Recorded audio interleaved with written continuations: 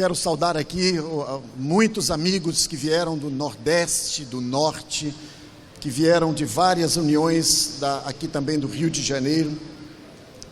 E quero agradecer também a todos, especialmente aqueles que estão nos acompanhando, por esta audiência.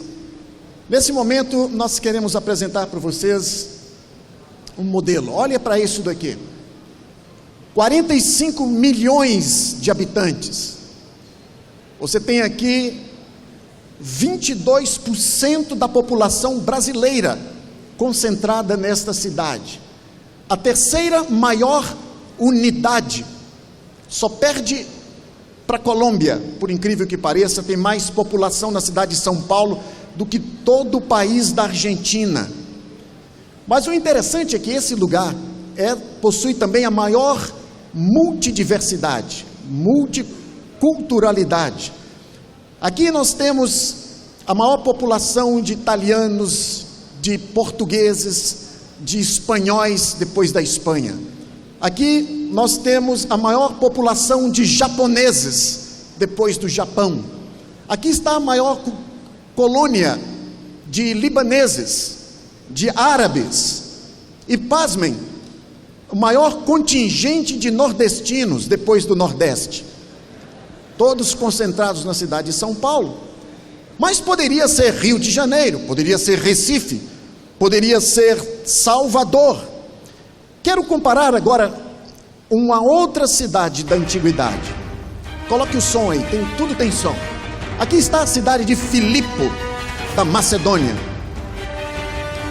Esta foi a primeira cidade a ser alcançada pelo apóstolo São Paulo na Europa. Você vê aqui uma cidade com grandes construções, uma cidade onde havia uma grande força em educação, a força em economia, havia uma mina de ouro e uma grande população de veteranos, de soldados, de imigrantes. Todos moravam nessa cidade. E nessa manhã eu quero fazer uma comparação entre São Paulo e a cidade de Filipo. E o que isso tem a ver com a evangelização e com o discipulado? Antes de mais nada, vamos recapitular um pouquinho, aumente o som aí, como foi que Paulo chegou a esse lugar. Vamos voltar ao ano 50. Paulo sai da cidade de Antioquia da Síria. Ele volta à região da Galácia. Ele confirma todos os discípulos, todas as igrejas. Reparem, Paulo quis ir para Bitínia, mas o Espírito não permitiu. Ele foi para Troas e ali ele recebeu uma visão. E a visão dizia: passe a Macedônia e ajuda-nos. Paulo entendeu que Deus estava dirigindo. E foi então que Paulo saiu da Ásia e pela primeira vez ele entrou na Europa. E ele cruzou o mar e ali está a região da Macedônia. Ele foi a Filipo, ele foi a Tessalônia, ele foi a cidade, todas aquelas cidades de Bereia ali ao redor.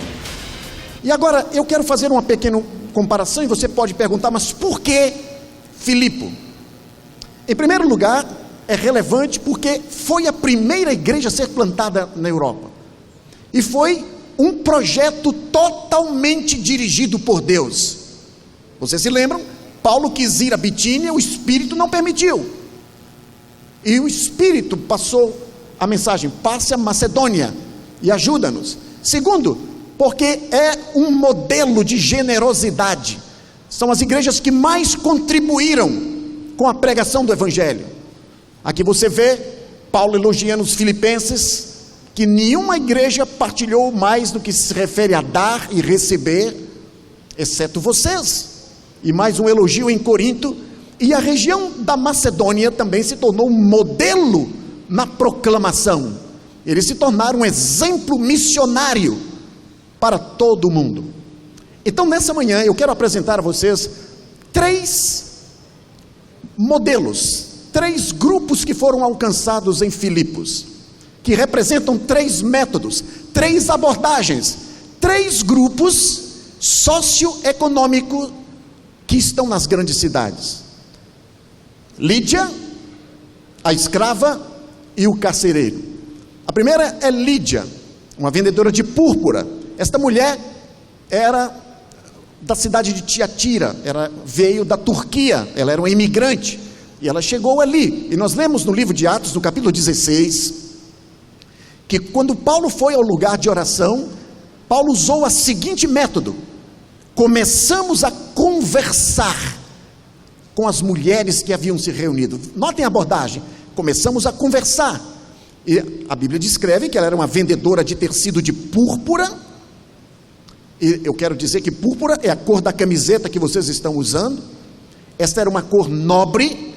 Para se extrair um pouquinho desta cor que você tem aí na camiseta, eles tinham que esmagar 8.000 moluscos, conchas, 8.000, para conseguir 1 grama desta cor que vocês estão vestindo.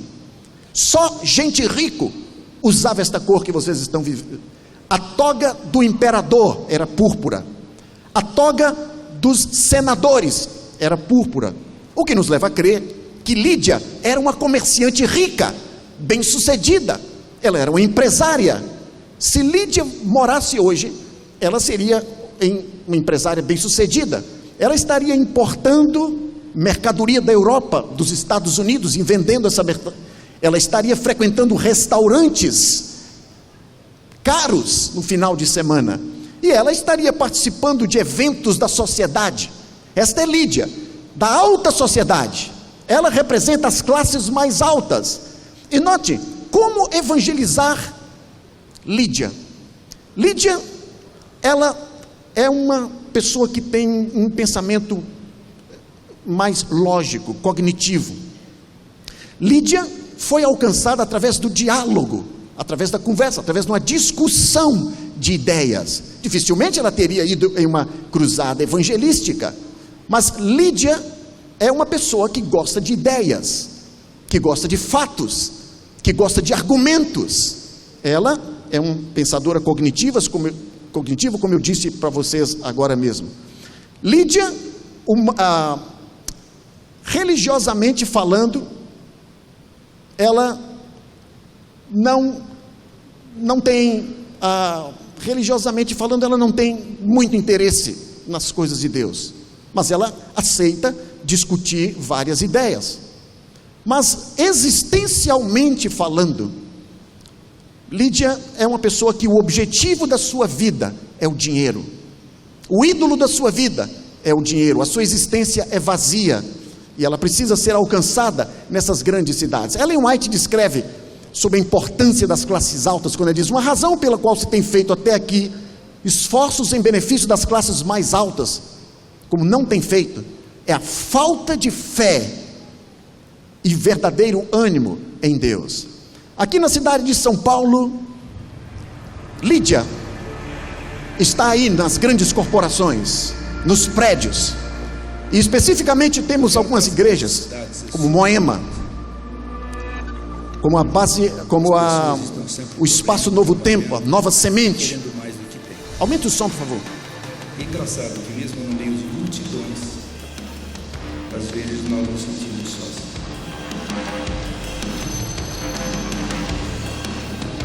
Meu pai era banqueiro na década de 60, um homem inspirador, e me espelho muito em quem ele foi. Era um homem honesto, íntegro e buscava viver com um propósito. O mais curioso é que ele ensinou nossa família a crer naquilo que ele cria e seguir aquilo que ele propôs como o melhor para nossas vidas. Aprendemos sobre a Bíblia juntos e depois de um tempo eu desafiei tudo o que ele me havia ensinado. Isto acabou sendo bom, porque para desafiá-lo eu precisei estudar e aí conhecer melhor a Deus. Com o tempo eu passei a dividir o que aprendi sobre Deus com outros. Entendi que para ser relevante era válido doar recursos, mas mais importante era me doar por inteiro.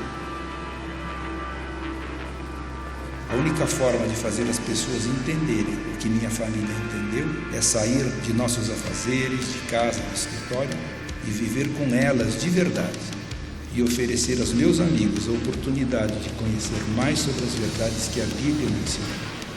A convivência abre as portas para dividir as convicções. A Bíblia e o Espírito Santo fazem o resto. São Paulo é a 7ª cidade mais populosa do planeta.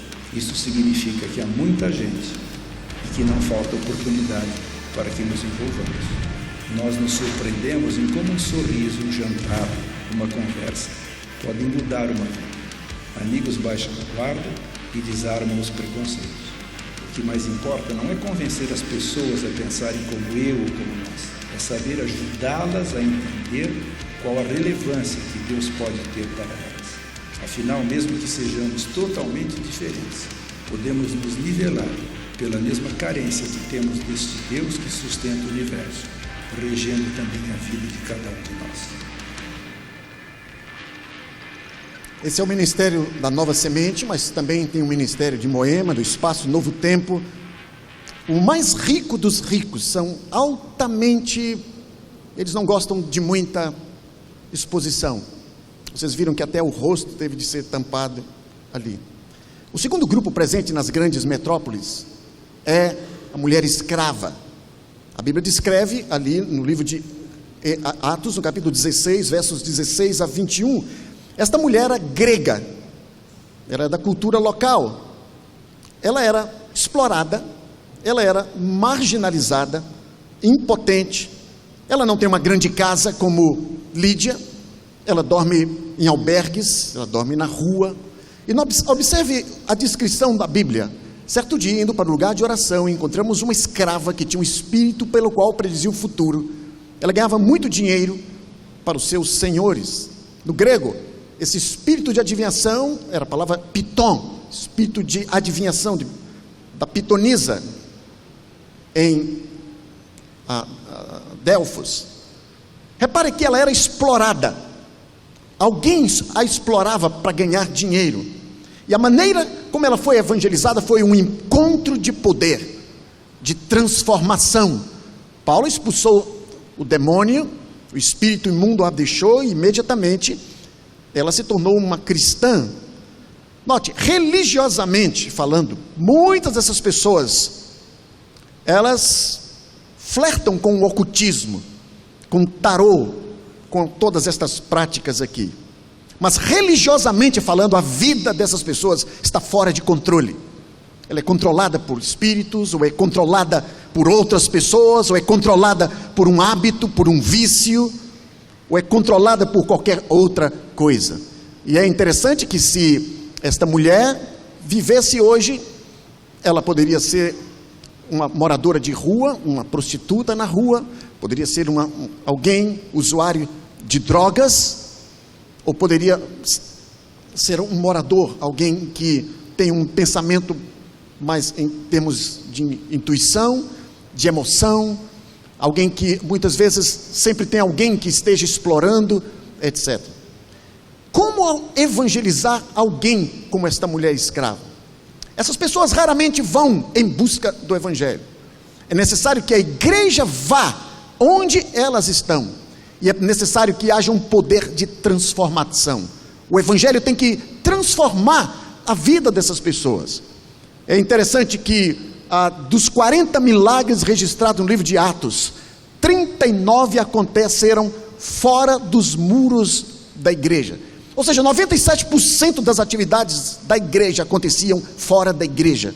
E é exatamente aí onde estão pessoas como esta escrava, pessoas que são escravas da economia, escravas espirituais, ou quem sabe prisioneiros de um vício, ou de qualquer outra coisa mais. Ellen White tem um comentário interessante, ela diz: coisa alguma vai dar tanta reputação à verdade, como ajudar pessoas exatamente onde elas se encontram, como salvar esses pobres pecadores aqui. Então, o trabalho da igreja não é desinfetar os santos e tirá-los da rua, tirar os cristãos da sociedade, mas é discipular os cristãos e enviá-los para a rua, enviar ao encontro dessas pessoas, para que possam salvar essas pessoas. E aqui, especialmente na União Central, há vários ministérios que acontecem, como o Centro Temporário de Acolhimento, que é um programa novo, que abriga moradores de rua, ali também como o TA, tudo anônimo, para usuários de drogas, moradores de rua e etc. Mas vejam isso daqui. O que você chama Aumenta de lixo? o som. uma mãe chama de filho. O que você chama de noia, um filho chama de pai.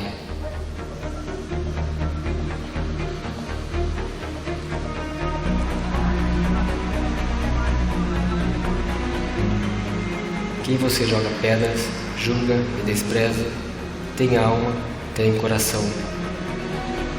O relatório das Nações Unidas sobre drogas e crimes calcula que 250 milhões de pessoas entre 15 e 64 anos tenham usado algum tipo de drogas em 2014, e o número só aumenta. Eu sempre sonhei em ser enfermeiro, estudei e me formei, mas um dia eu comecei a usar drogas. Perdi meu trabalho, perdi minha família. E ninguém começa usando cocaína e crack. Eu comecei com álcool. Cada passo, cada decisão me levou ao fundo do poço. No mundo das drogas, eu fiz uma nova família. Encontrei outros iguais a mim. Eu não estava mais sozinho. De cabeça baixa, eu disfarçava minha vergonha procurando drogas no chão. O fundo do poço era eu mesmo. Não queria morrer como um viciado. E aí eu comecei a tentar deixar a droga. Mas se eu falar que é fácil, vou estar mentindo. Não é fácil, é muito difícil. É uma luta diária. Tiraram de mim a única coisa que eu tinha. E então me deram algo em troca.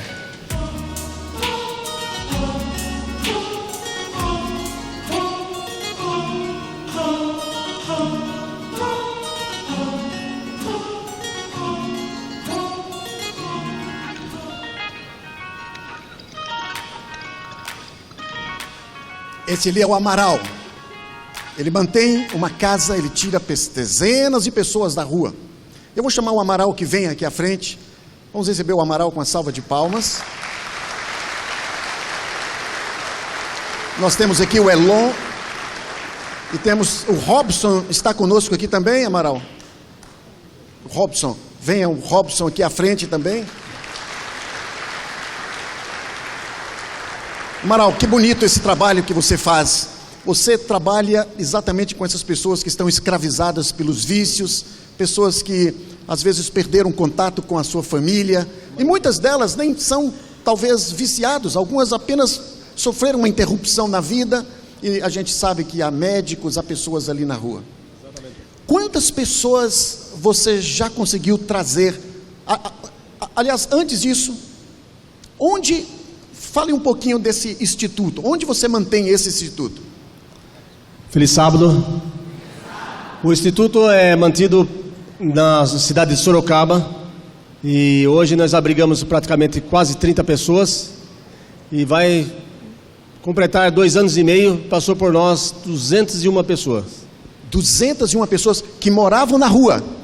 E vocês vão a essas pessoas e as levam ali para esse local? A maioria, quando a gente começou, a maioria era morador de rua. Hoje a gente tem moradores de rua e pessoas de família já com a gente. Que maravilha! E essas pessoas que foram alcançadas pelo teu trabalho, elas apenas recebem esse apoio emocional ou elas realmente têm a vida transformada?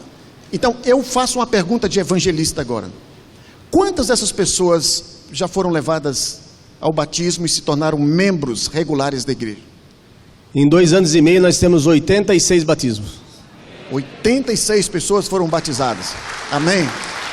Louvado seja Deus. Robson, ali o filme estava falando da sua história. A gente sabe que você não era um morador de rua qualquer. Qual era a sua profissão antes? Minha profissão era técnico de enfermagem. Trabalhava em 2 hospitais registrados. Fui entrando no vício da cocaína, do álcool, e fui perdendo minha identidade na instituição. Fui perdendo minha identidade de tal forma que familiares foi distanciando de mim. De pedir força para Deus, para que eu saísse desse mundo da droga, e através da igreja, através de oração, do Modo Clube Adventista, da instituição Grande Esperança, eu consegui encontrar Jesus e hoje sou liberto por completo. Fui batizado recentemente, hoje sou liberto, sinto paz no meu coração, não sinto mais fissura, compulsividade, ansiedade, vontade de usar, estou liberto por completo. Amém. Tem mais pessoas aqui do teu grupo, não tem? Quantos vieram do grupo? Fica em pé, deixa eu ver aqui. Tem cerca de 9 pessoas da caravana deles aqui. E esse aqui é o Elon. O Elon também eu soube que ele faz parte do programa. Ele está ali também passando pelo mesmo programa. Mas fiquem ali de lado, porque eu vou voltar a falar com vocês. Põe na tela ali onde eu parei, porque eu tenho ainda mais um último grupo para falar. Não sei se vocês vão encontrar agora onde é que estava. O último grupo é o carcereiro de Filipos. Falamos de Lídia, uma mulher da alta classe, vendedora de púrpura, que manteve a igreja.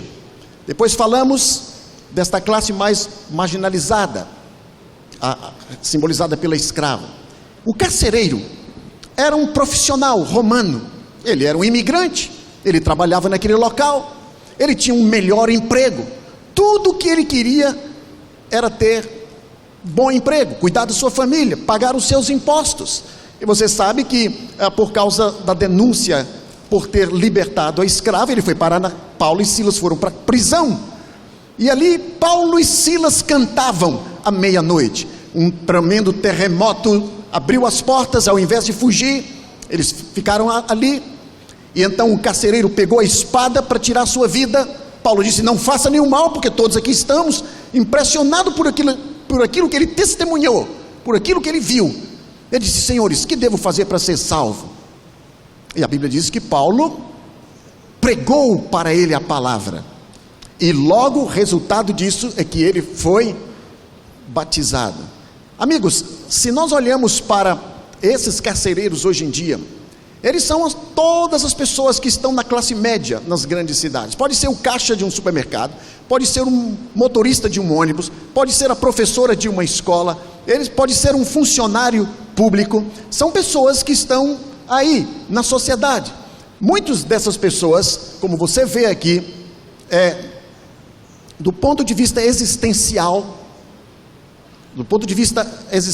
tudo que eles querem é ter uma boa casa, é ter uma família, é pagar os seus impostos, é ter um comércio lucrativo. Mas religiosamente falando, essas pessoas estão sozinhas na cidade.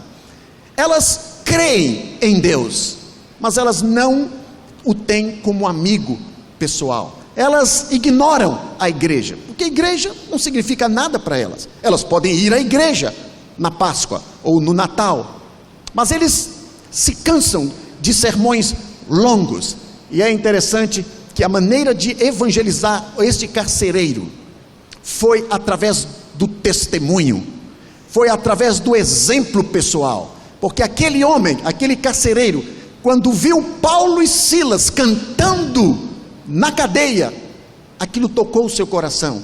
Quando eles viram que as portas das prisões se abriram, mas eles não fugiram, ele pensou: essas pessoas têm alguma coisa que eu não tenho. Esta é a maneira prática de encarar a religião. E vejam, aqui nós temos um carcereiro também. Para uns deixam, outros iniciam aqui a jornada. Para mim, era um ponto de passagem. Minha origem é árabe, nasci no Marrocos. Antes que você pense que eu sou refugiado ou me imagine como um lenço na cabeça, saiba que no Marrocos as pessoas se vestem como eu. Ao pisar aqui, o meu rumo era certo, como a direção indicada por placas. Mas nessa profusão de rostos desconhecidos, foi meu caminho que se tornou incerto. Aqui, o sol brilha forte e faz florescer da efervescência cultural uma variedade de estilos, cores e sabores, ao mesmo tempo que fascinam e chocam. Os vários ramos culturais fazem de São Paulo um pomar de ideias e sonhos que contrastam com a realidade dura e fria do asfalto e do concreto. Apesar dos dizeres de liberdade, me sentia preso. Sim, é fácil se sentir só.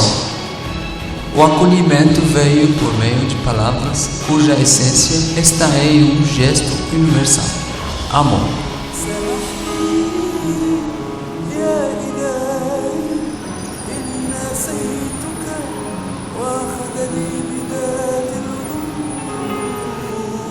Do choque para o toque, fui sensibilizado. Os obstáculos me fizeram almejar novos voos.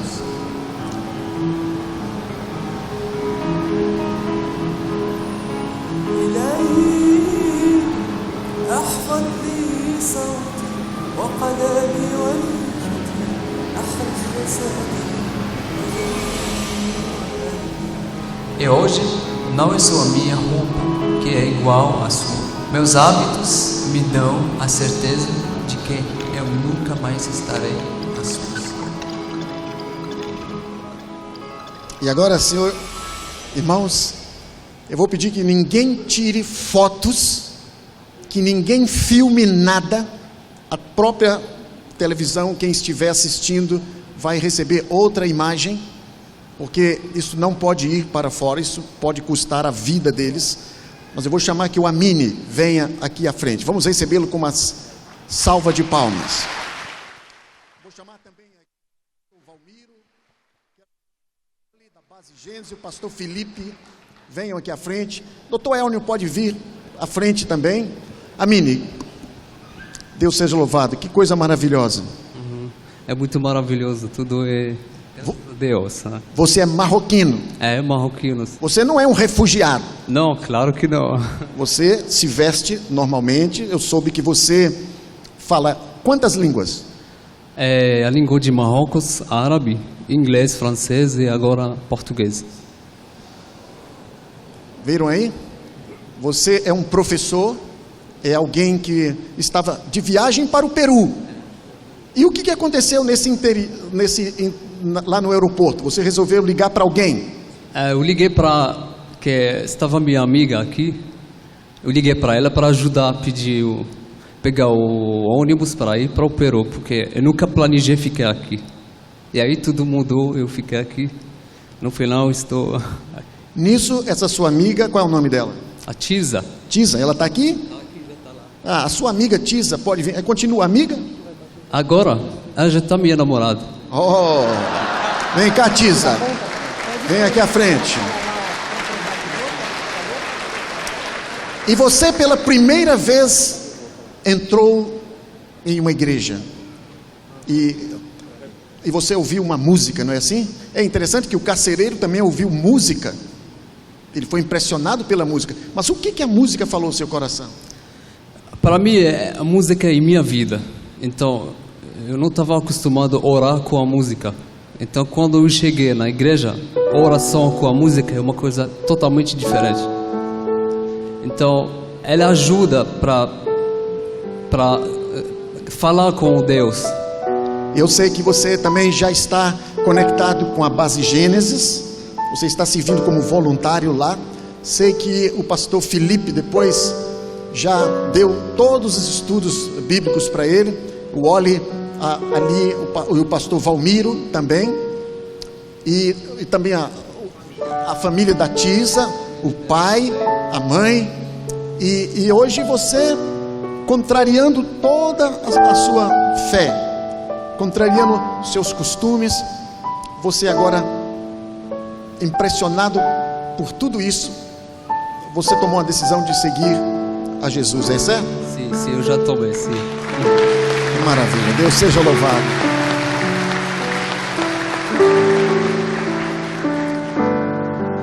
Você canta também? Sim, eu canto. Você pode cantar para nós um pouquinho? Posso, sim. Quantos querem ouvi-lo cantar um pouquinho aqui? Vai ali então, por favor. Cante lá.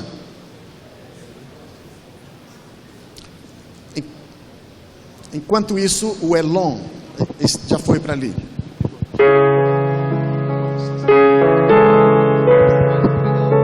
A música você que vai pegar.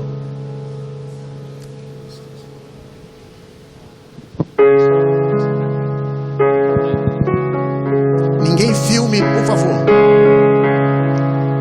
ليقدس الله أفواه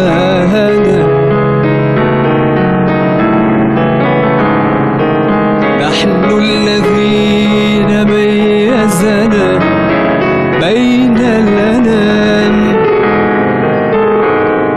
وهبنا صوتا جميلا وجسدا جميلا أعطانا كنزا لمسنا بأصابعه الطاهرة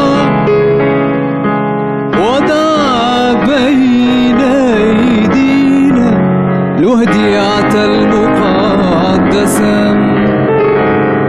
له الشكر له الشكر آمين آمين له الشكر له الشكر آمين آمين.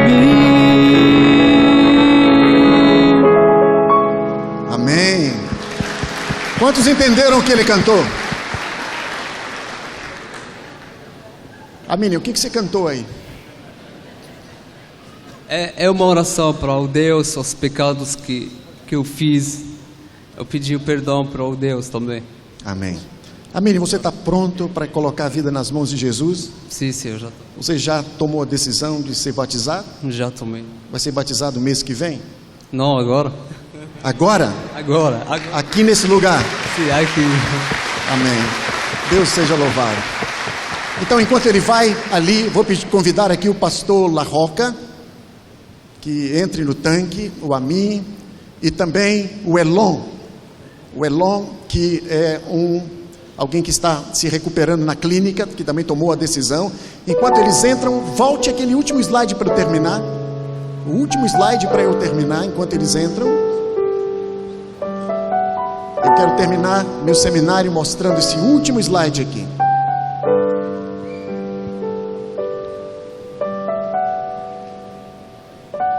Veja, queridos, vocês viram aqui uma mulher rica, atraída pela discussão de ideias, pelo diálogo, pela apresentação de ideias.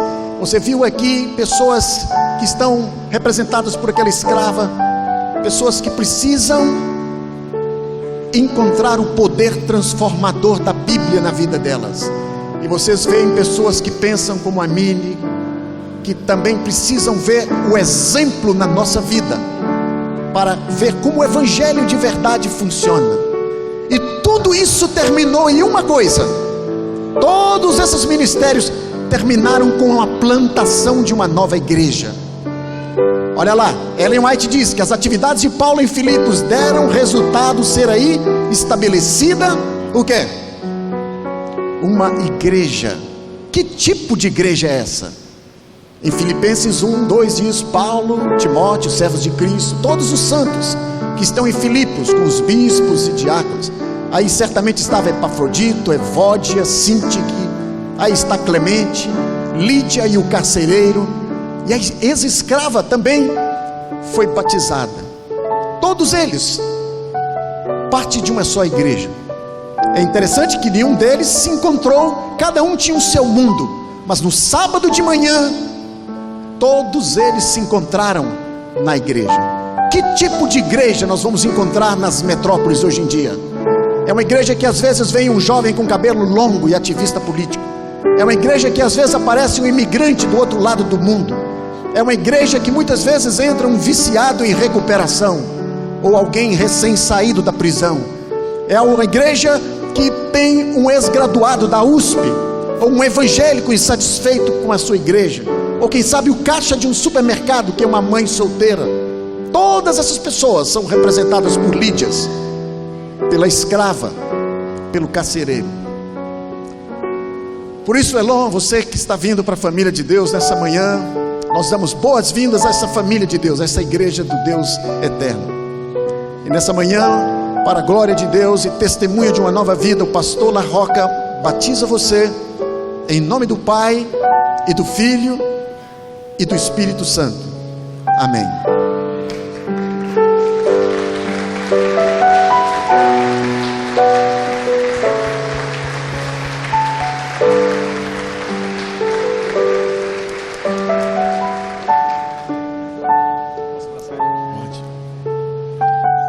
Amaral, oxalá tivéssemos uns 10 Amarais como você aqui nessa união. A gente sabe que tem muitos que estão fazendo esse trabalho, mas o Amaral tem sido uma dessas pessoas raras que surgem no mundo e quase não temos como eles, mas que o exemplo de Amaral possa inspirar muitos outros para que saiam à rua e encontrem essas pessoas e mostrem o poder transformador do Evangelho na vida delas, porque essas são as pessoas que nós temos que alcançar para o reino de Deus. Que Deus abençoe.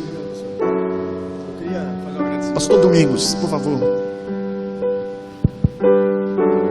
Eu queria fazer um agradecimento especial aqui, não podia deixar de agradecer a Igreja Adventista de Sorocaba, que ajudou muito nesse trabalho. O pastor Dirceu nos apoiou muito, a asa da igreja apoiou bastante esse trabalho, com alimentação, com remédio. Queria agradecer também ao diretor, que hoje nós temos uma diretoria, e todas as pessoas que estão colaborando com esse instituto. Nós estamos fazendo mais 30 vagas lá, antes do inverno.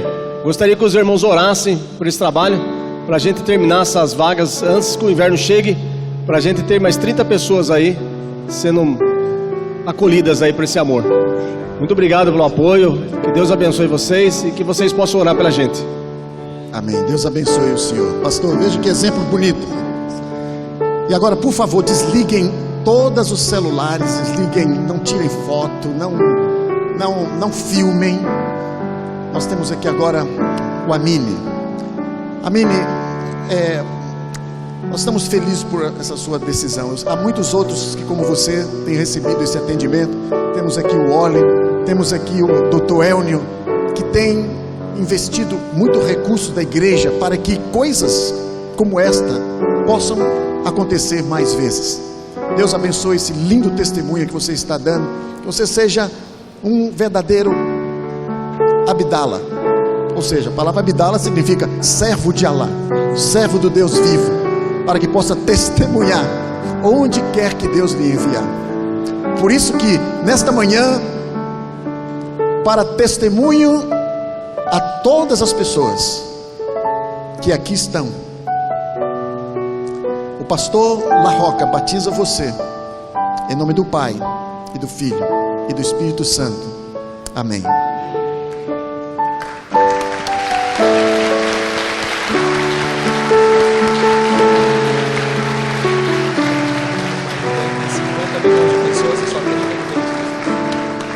O Oli está me dizendo que no país dele tem 50 milhões de pessoas e apenas 30 adventistas. São Paulo é esse lugar onde as pessoas são alcançadas para que voltem e testemunhem nos seus locais. Deus abençoe vocês, Deus abençoe a sua causa, Pastor Domingos, e que Deus continue operando. Amém. No nosso Eu gostaria de falar, não sei quantos conhecem o centro de influência na Praça da Sé, chamado Base Gênesis, e é isso que o pastor falou, que a igreja tem investido ali. O Amin, ele nem falava ainda português, ele aprendeu a falar português lá na Base Gênesis, e nós louvamos a Deus, Amin, porque o Evangelho te alcançou, não é? O Evangelho te alcançou, e que Deus abençoe muito você, não é? E que Deus continue abençoando você, a sua família, a comunidade, e que nós possamos continuar fazendo o trabalho do Senhor de maneira sábia. Sábia aqui tem muito a ver com a sua origem, com o seu povo, a sua comunidade, e usarmos o viés correto para a pregação do Evangelho, não é? Amém. Vamos, pastor, por favor, vamos orar, vamos ficar em pé. Senhor Deus e Pai, uma vez mais nesta manhã, ao renovar o nosso compromisso de ser e fazer discípulos em nome do Senhor, nós queremos que o Teu Espírito unja a nossa vida, o nosso ser, os nossos lábios, para testemunhar do Teu amor. Obrigado pelo jovem Amin, vivendo o auge de sua existência. Ele tomou essa decisão não fácil, na sua comunidade, na sua família, de entregar a sua vida ao Senhor Jesus. Que ele continue sendo tendo Jesus como seu companheiro para todos os dias e todas as horas. Essa foi a decisão mais sábia da sua vida. Nós não conhecemos ninguém que tomou uma decisão ao lado de Cristo e que tenha se arrependido depois. Portanto, o Senhor abençoe-o a mim, a sua família, os seus sonhos, os seus propósitos. E que todos nós também ali na Base Gênesis, pastores, a igreja, as novas gerações possam ser alcançadas para a tua honra e para a tua glória. Uma bênção individual a todos nós que nos propomos a sermos testemunhas, discípulos teus. Nós o fazemos isso pedindo o dom do teu Espírito em nome de Jesus. Amém.